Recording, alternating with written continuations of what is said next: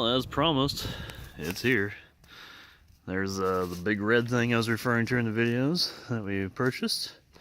It's a Brent V1300 grain cart. I also talked about it when I did the wagon video the other day.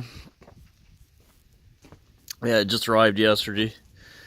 And this was purchased there at the dealership, which is right there. If you want good deals on Brent equipment, go there. He's not too far from the factory, and he believes in quantity, not make up a ton of money per one sale. So I like the guy a lot. I have a lot of respect for him, just because he's the old dealerships that sell you things, the good way, the way that you used to be able to buy stuff, which is one-on-one, and you could negotiate with him directly. Anyway, it's V1300. It is red. It has a factory roll tarp. We ordered it with the 76 by 30 or 7650 by 32 flotation Firestone tires, and those are the IFs, increased flexions. So the only thing I didn't order scales. Dad and I were a little back and forth on the package. We just didn't have the money this year. Now you're going, oh my god, why didn't you get scales? Well, these are all Digistar, and they come out these new series. They're all scale ready. If you can see that pin there, yeah, just slide that pin out, slide the weigh bars in. They're not a huge deal to put scales on one of these newer carts, and you change out I think there's one in the drawbar up there you change out. But anyway, not a big deal to put scales on these new carts. We may do that next year. I don't know.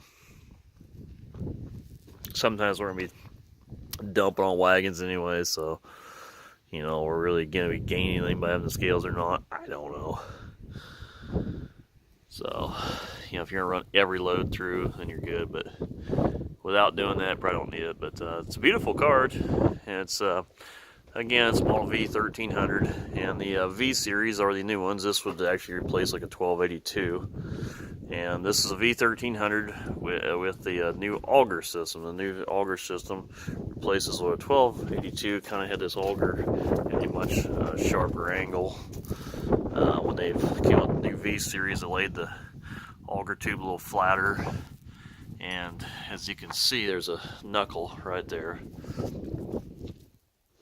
And that knuckle is going to give you a bend. So that auger actually comes up and bends a little bit of an angle. And they do that just for clearance. One other thing, it's kind of weird, pull this around the driveway, but and I'll explain why I like it. If you look at where that hitch is at, right there, and you look at the front of that box, so they're pretty close proximity. So you turn a tractor tight, it gets right in there tight with the edge of that box. Now, the reason I do like that, though, is you're going to pack 1,300 bushels around, and you're going to do it in the size of a platform that's equal to about a 1,000 bushel cart.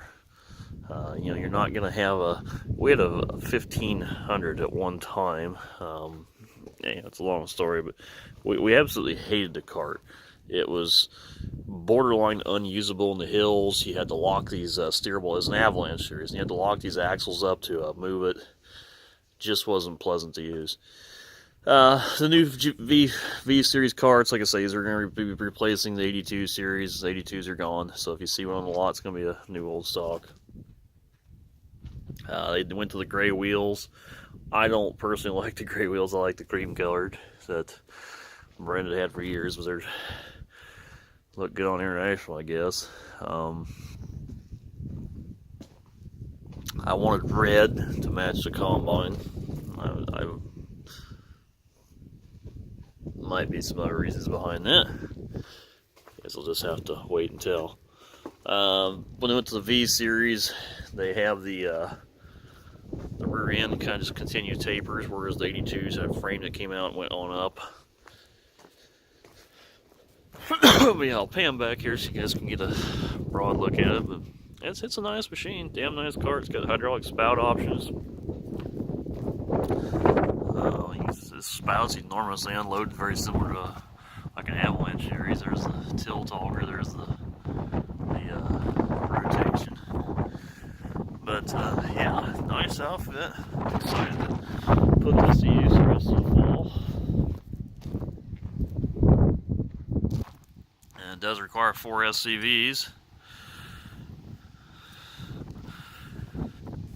it looks like it's pretty quick and easy to hook up. Like I said, dealer brought in the dirt yesterday and the mud, which I hated, but whatever, you know, that sucks. Nothing like taking a little bit of charm out of something delivered in the mud, but hey, it's the season. He needed to get back with those other Brent wagons. Hate to see those Brent wagons go, but I like this cart a lot. I think it's going to work really well for us. And going forward in the future, I'd mentioned the other day, I'll probably, I don't know, yeah, these Parkers are going to work. I'll show you the mods here in a sec what we did, but I may, you know, my goal would be to get back into like 2 Brent 644s, which would go with the 1300. That's why we went with that size, was the 750 to 550 or 2 Brent 650s.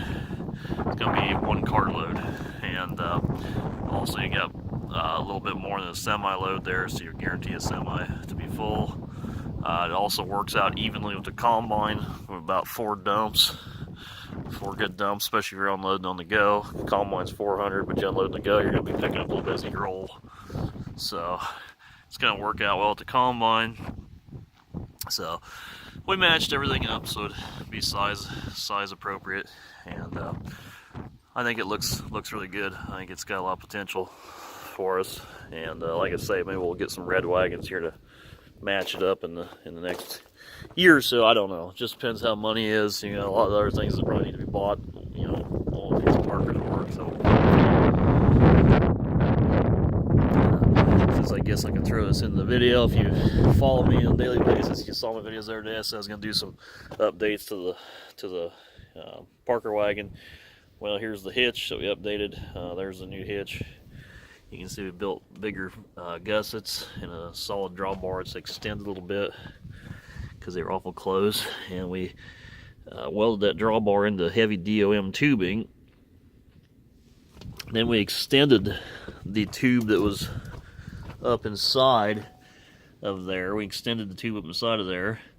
New bolts, grade 8s, and we just put a extension tube in here just so this thing can't maybe accordion. And so we extended that tube that connects those. Then we slid that DOM tubing up in it. So now that tube that's inside there goes from there all the way to the back. DOM tubing slides in it, and we plunge welded the DOM tubing in and combined the braces. So I really don't see that breaking at all. There's just absolutely no chance of that breaking. And Gary did some very good fabricational skills, I would say. Yeah, this wagon actually is a pretty good wagon, but it isn't Brent savvy, that's for sure. These Brents are on their league of awesomeness. But yeah, like I say, this just rolled down the production line. Just basically came out of production and right to us, and I'm excited and happy to see it here.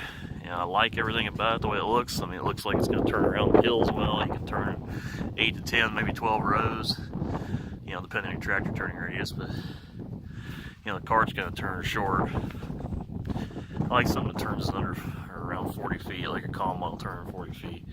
You know, you get that like that 1594 Avalanche series, they won't turn beyond about 60 feet. But yeah, good outfit. Excited to put to use. You guys will be seeing this a lot more. Attention to detail, everything's great on these Brents. I'll talk about it more in the future. Just wanted to give you guys a picture of it. And there you can see the little LED lights they got inside. But newer, bigger hubs. So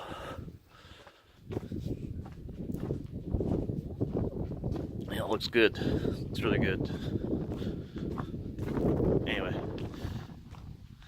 so it's big, it's red, and it's here. And I'm gonna go out and do some other things today. And Dad had to go get a couple combine parts, and it'll be in another video. But anyway, I'm gonna go shoot some more videos here for you guys. Keep them coming. So, thanks for watching.